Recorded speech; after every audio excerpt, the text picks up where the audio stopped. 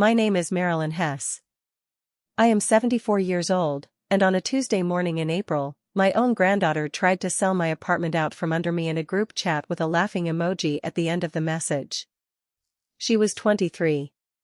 She had a real estate license she'd had for 8 months. And she had already picked out the paint color for the house she planned to buy with my equity. But here's the part that still makes me sit very still when I think about it. The worst thing that happened that week wasn't the message. It wasn't even the flyer with photographs of my own living room that I never gave anyone permission to take. The worst thing was finding out how long they'd all been planning it without me in the room. I worked for 35 years as a title examiner.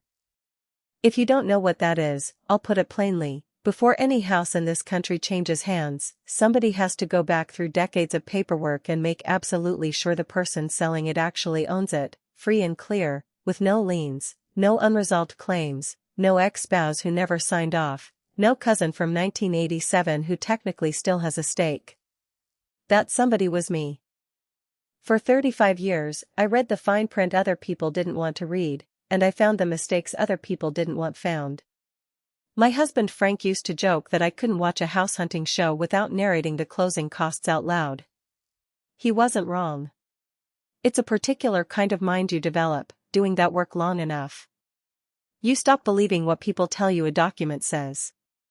You read it yourself. Frank passed 6 years ago. Hard, sudden, no long goodbye, which I have decided to be grateful for even on the days I'm not. We bought our apartment together in 1994, Unit 4C on Larchwood Avenue, 2 bedrooms, a galley kitchen Frank always wanted to knock a wall out of and never did, and a little balcony where I still keep his ashtray even though neither of us smoked in 20 years, it just seemed wrong to throw it out. We paid it off in 2009. I have the letter. I'll get to the letter. After Frank died, my son Todd started calling more, which I appreciated, and my daughter-in-law Whitney started visiting more, which I had complicated feelings about. Whitney is not a bad woman. I want to say that clearly, because it would be easy to make her the villain of this story, and she isn't, not entirely. She grew up in a house that got foreclosed on when she was 12. She has told me this twice, always at moments designed to explain something. She has spent her whole adult life terrified of not having enough space, enough security, enough proof that the ground under her family is solid. That fear doesn't excuse what she did. But it explains it, and I think that matters. My granddaughter Presley is Todd and Whitney's oldest. 23, engaged to a nice enough young man named Dustin, and 8 months into a real estate license she got through an online program advertised on a podcast. She is sharp. She is hungry in the way young people are hungry when they've watched their parents struggle and decided struggling is not going to be their story. I used to see myself in that hunger. I'm not sure I still do, not after April. The last piece of this family you need to know about is my sister-in-law Deb, Frank's younger sister, 71, twice divorced, and the self-appointed keeper of what she calls the family feeling. Deb has an opinion about everything and delivers it as though she's quoting scripture. She loves this family. She also cannot resist a chance to tell someone what they should be doing with their life, and mine has apparently been overdue for her input for years. I should tell you one more thing about myself, because it matters later. Before I was a title examiner, before Frank, before any of it, I put myself through 2 years of community college typing other people's legal briefs at night for $4 an hour, because my own mother told me a woman didn't need an education past high school if she planned to get married anyway. I got married anyway. I also got the education. I have never, not once in my adult life, let anyone tell me what I was and wasn't capable of understanding about my own affairs. That habit did not retire when Frank did. For 6 years after Frank died, life in 4C was small and quiet, and mine. I kept his shaving kit in the bathroom cabinet. I kept his good coat in the front closet. And every Sunday, whoever wanted to come for dinner, came. 6, sometimes 8 people crowded around a table built for 4, sitting on folding chairs Frank bought at a hardware store closeout in 2003. Nobody ever said it was too small. Not once, in 6 years, did anyone say the apartment was too small. Until this April. It started on a Tuesday, at 9:47 in the morning, while I was doing the crossword with my coffee going cold beside me. My phone buzzed. Then it buzzed again. Then it didn't stop. I am in the family group chat. Hess Family House with Garden is the name Whitney gave it 4 years ago, complete with the little house emoji, mostly to see photos of the grandkids and to be told, twice a year, that someone is bringing a dish to Thanksgiving that I did not ask them to bring. I do not post much. I read. That Tuesday, Presley posted a photo. It took me a moment to understand what I was looking at, because at first I thought it was a real estate listing for a stranger's house. Wide-angle shot of a living room.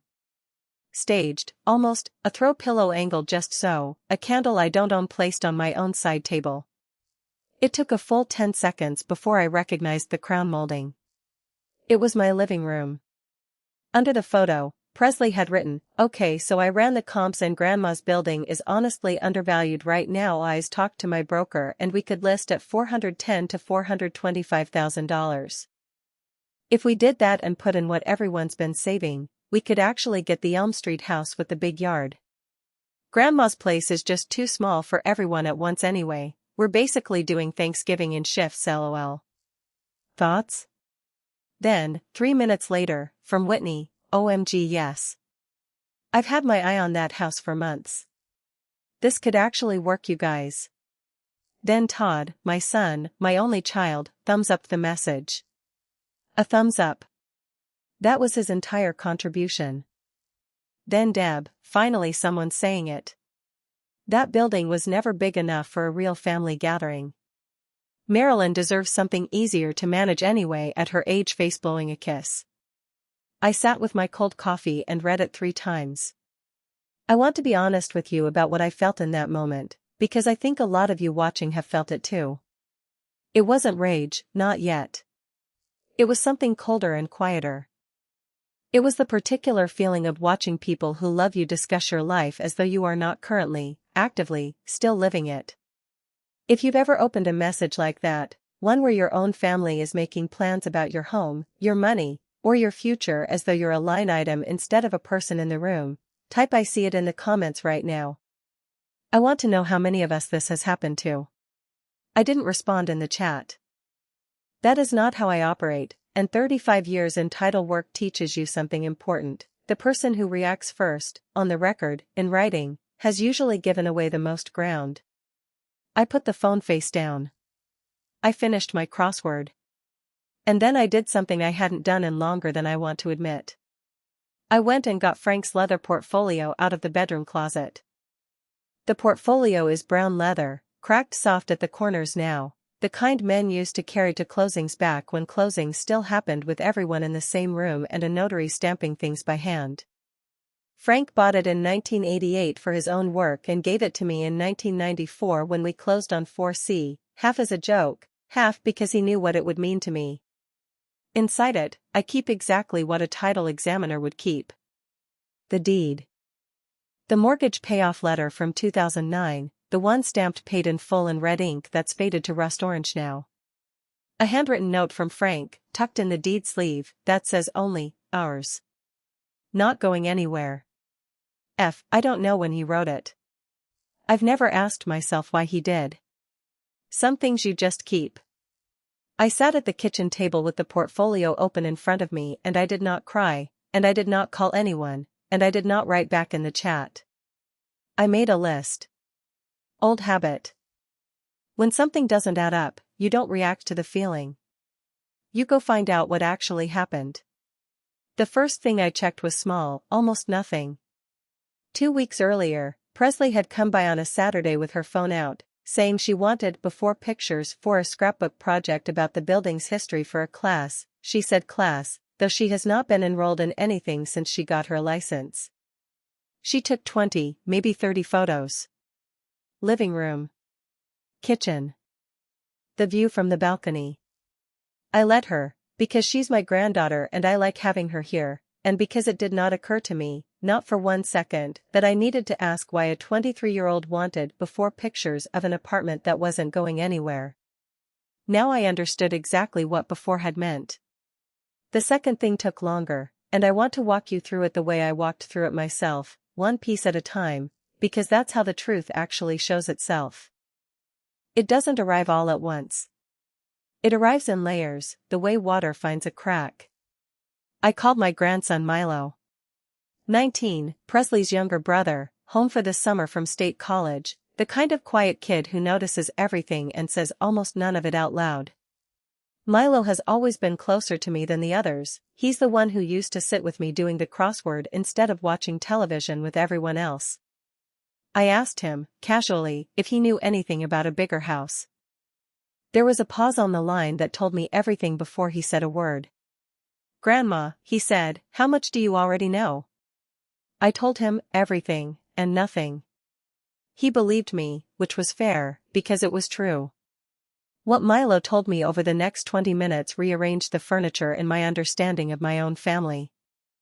He told me his parents had been fighting about money since February, not the ordinary kind of fighting, but the kind with the bedroom door closed and voices pressed down low so the kids wouldn't hear, which of course means the kids hear everything. He told me Todd and Whitney had refinanced their own house 18 months ago to pay for a kitchen renovation Whitney had wanted since watching too many shows about other people's kitchens, and that the new payment was $3,100 a month against a combined income that had not gone up to match it. He told me they were behind. 2 months behind, as of that Tuesday.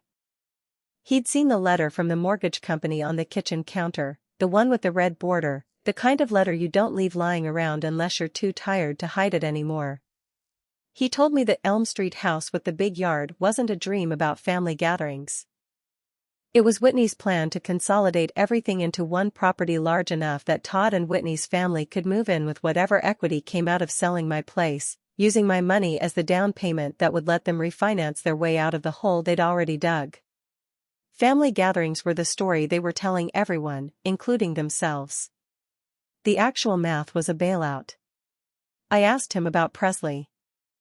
He hesitated longer on this one, because he loves his sister and didn't want to make her sound worse than she was. What he told me was this. Presley had overheard her parents' fights too. She'd decided, in the particular confident way 23-year-olds decide things, that she could fix it, that if she found a way to package the idea as a win for everyone, a bigger house, more space for the whole family, no one would have to say out loud that mom and dad were drowning. She talked to a broker at her firm, a woman named Renata Kwan, and asked her to run comps on a building she described only as a property my family owns outright. She never told Renata whose name was on the deed. She never told Renata there was no listing agreement, no authorization, nothing. I want to pause here, because I think it's important.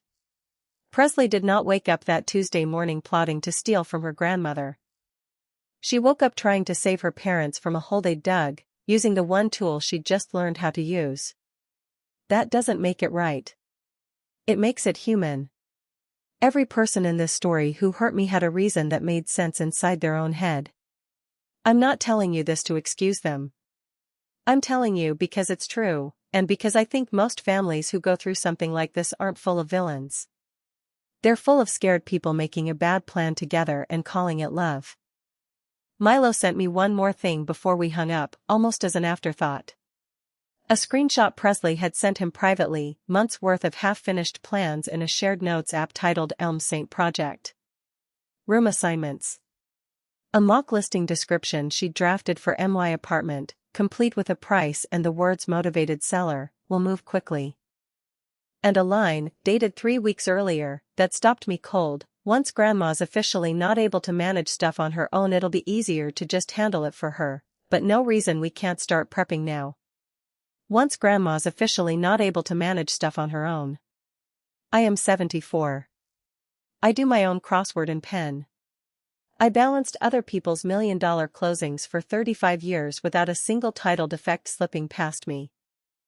And my own granddaughter had written, in black and white, a plan for what to do once I was too diminished to notice what was happening to my own home. If you've ever had someone in your family start planning around you instead of with you, deciding, quietly, that your voice on your own future was becoming optional, write it in the comments. I think more of us are living this than anyone admits out loud. I made one more call that week, and it was the most important one. I called Renata Kwan directly. Not to accuse her of anything, she'd done nothing wrong that I could see, only trusted a young colleague's word about a property she'd never verified. I introduced myself as the actual owner of the unit in question. I asked her, plainly, whether any listing agreement existed with my signature on it. There was a long silence on her end of the phone. "Mrs. Hess," she said finally, "there is no listing agreement.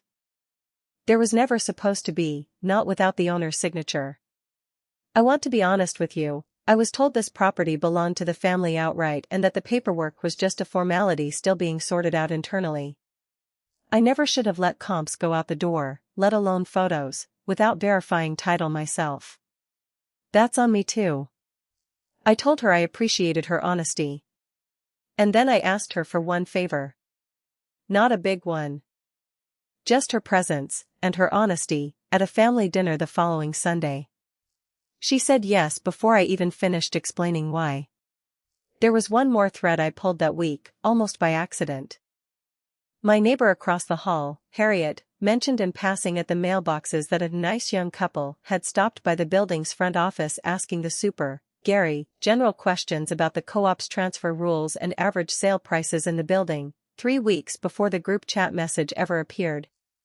Gary confirmed it when I asked him directly. Whitney and Presley, together, on a Saturday afternoon, notepad in hand. Not a family daydreaming out loud over dinner. A reconnaissance trip. Dates, and numbers, and a paper trail, all of it lining up neater and colder than I wanted it to.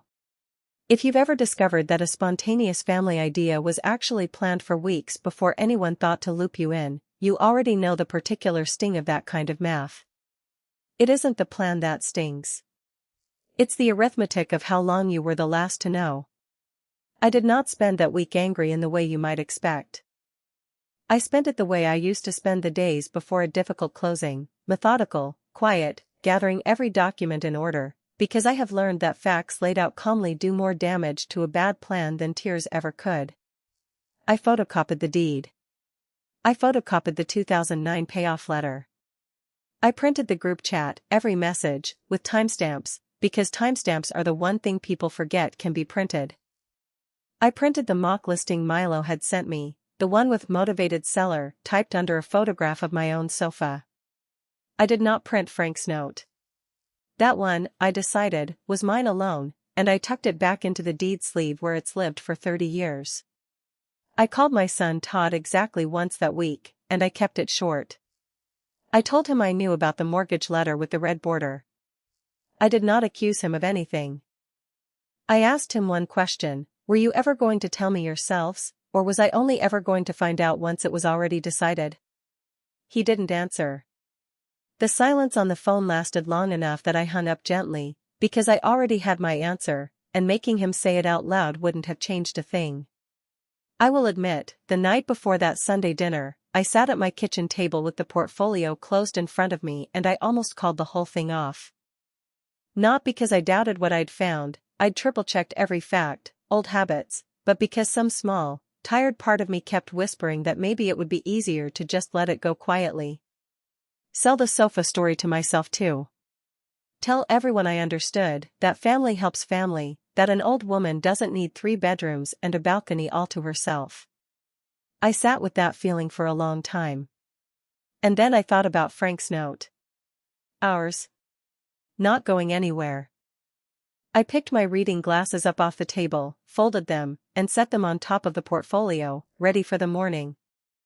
They arrived the way they always do on a big Sunday, Todd first with a bag of dinner rolls he didn't need to buy because I'd already made bread, then Whitney trailing behind with a folded poster board tucked under one arm like she was walking into a school science fair, then Presley and Dustin, then Deb, arriving 15 minutes late as always with a bottle of wine and an opinion already halfway out of her mouth. Milo came in last, and caught my eye for just a second on his way to the kitchen. I gave him the smallest nod. He knew. We ate. Roast chicken, the good bread, green beans the way Frank used to like them, with too much garlic. Ordinary conversation, Dustin's job, Milo's summer classes, Deb's opinion on a neighbor's new fence. For a while it almost felt like any other Sunday, and some tired, hopeful part of me almost let myself believe it was. Then, over coffee, Whitney unfolded the poster board. It had photographs of the Elm Street house printed off a listing site. Floor plans with rooms already labeled, Presley and Dustin, Grandma's room, Milo's initials on a door down the hall. A pie chart, of all things, showing how the numbers would supposedly work if the Larchwood property, that's what they called my home, the Larchwood property, like it was already a line item in someone's spreadsheet, sold at $410,000. "We just need you to sign off," Whitney said, sliding a folder toward me with the warmest smile she owns. "It's basically a formality at this point, Marilyn.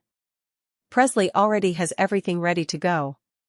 We just need the listing agreement signed and we can move fast before the market shifts." Presley leaned forward, eager in the particular way of someone who believes she's about to be the hero of the story. "I already talked to my broker, Grandma, she ran the comps, we could list Monday if." "Renata Kwan," I said. Presley blinked. "What?"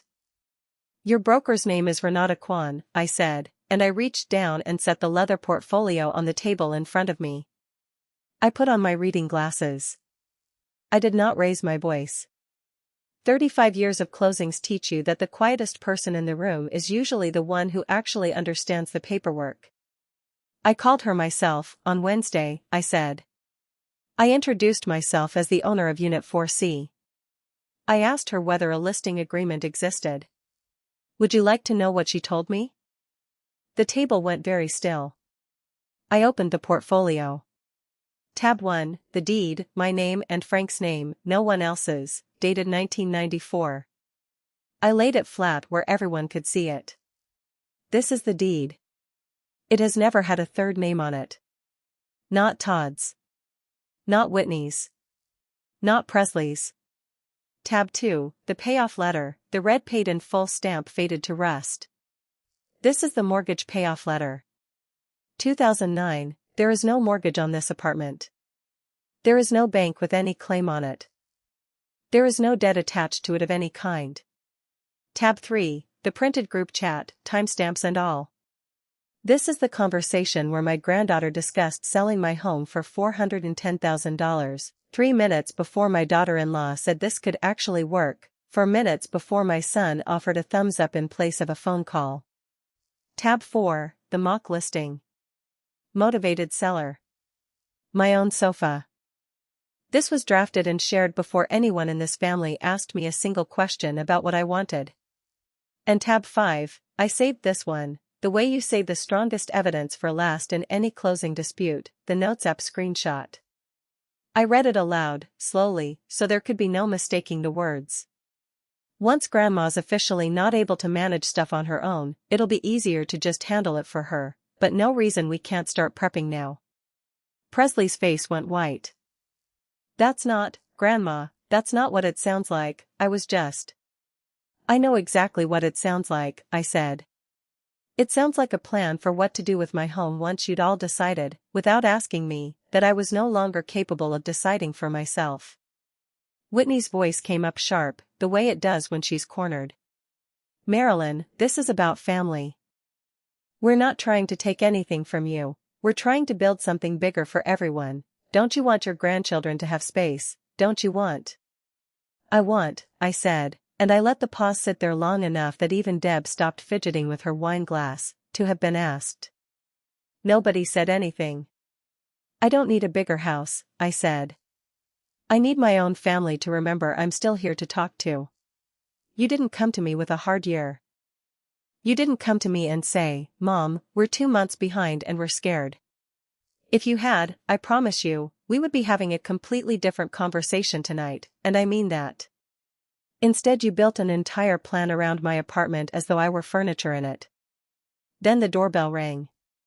I'd asked Renata to come at 7:15, once dinner would be finished and coffee would be poured, and she was punctual almost to the minute.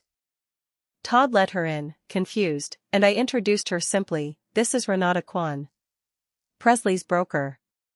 I asked her to join us. Renata did not sit. She stood at the edge of the dining room, visibly uncomfortable, and said what I'd asked her, honestly, to say.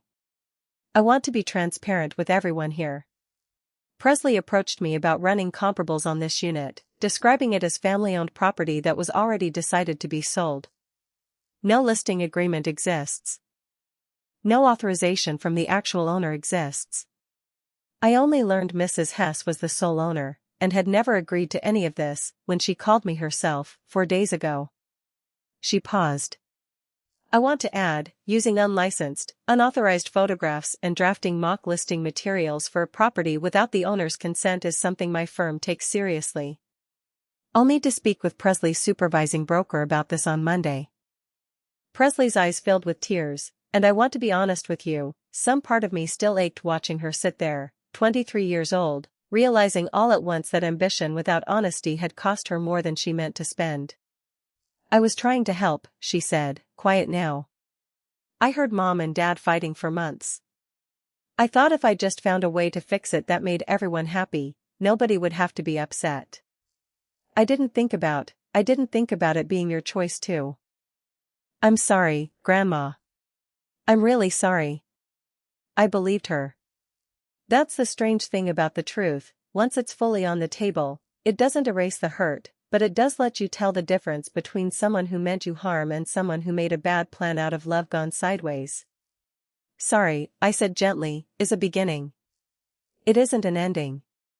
Deb, to her credit, had gone very quiet by this point, staring at her wine glass like it might offer her an exit. Dustin looked like a man who had wandered into the wrong wedding. And Todd, my son, who had said almost nothing all night, finally spoke, and his voice cracked in a way I hadn't heard since he was a boy. We were drowning, Mom, he said. I didn't know how to tell you without it sounding like I was asking you to fix it for us.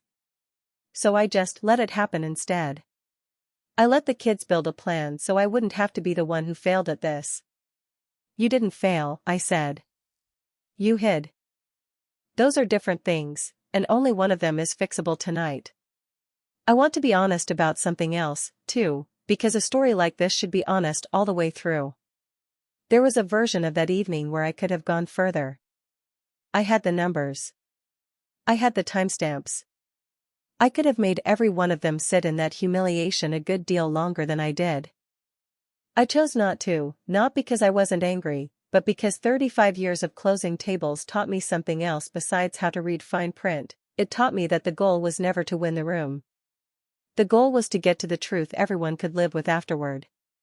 Todd finally said out loud, that night, what none of them had said in 5 months. They were behind on the mortgage. They'd refinanced for a kitchen they couldn't really afford, on the theory that the house's rising value would cover the gap, and then the gap hadn't closed, it had widened.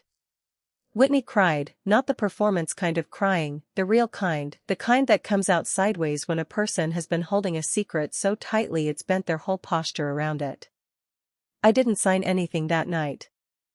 I want to be clear about that, because I know some of you are waiting for the moment I write a check and save the day, and that is not this story.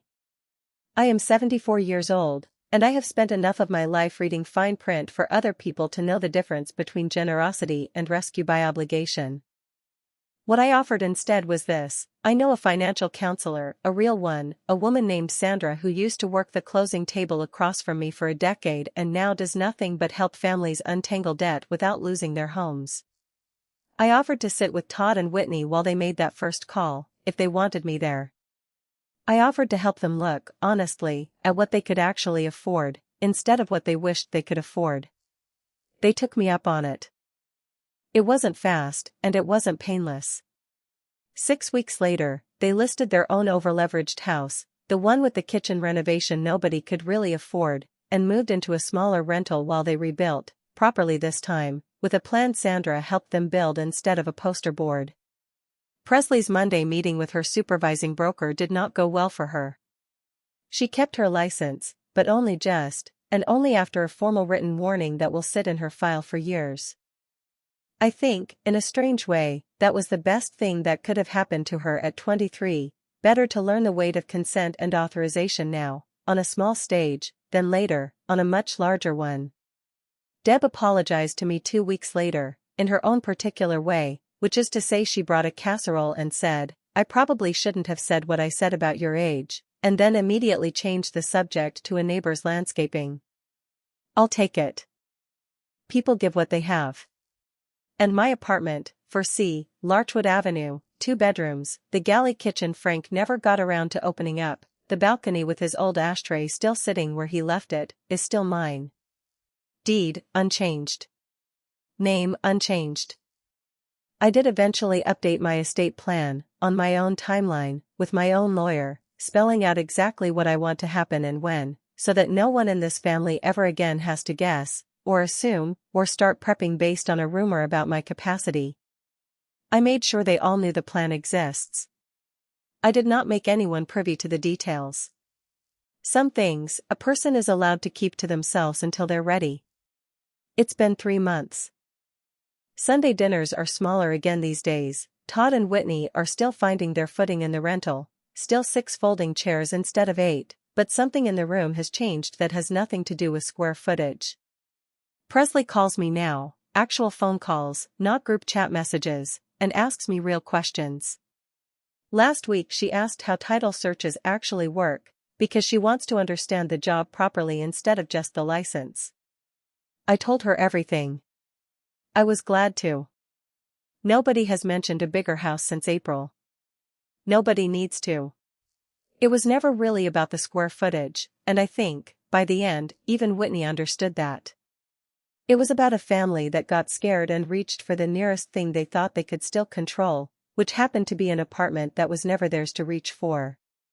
Here's what I want to leave you with, if you've stayed with me this long. Love your family. Help them when you can, and help them generously, with your whole heart, when the moment is real and honest. But do not let anyone, not a son, not a granddaughter, not the people you'd walk through fire for, confuse your presence for your absence. Do not let them plan around you instead of with you.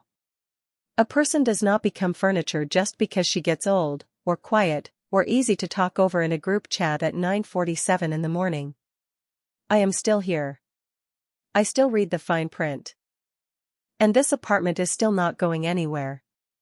If this story meant something to you, or if it sounded a little too familiar, type I see it one more time in the comments, and don't forget to subscribe to Alpha Mom Stories, because there are more women like me out there, and every one of us deserves to be asked before we're decided for.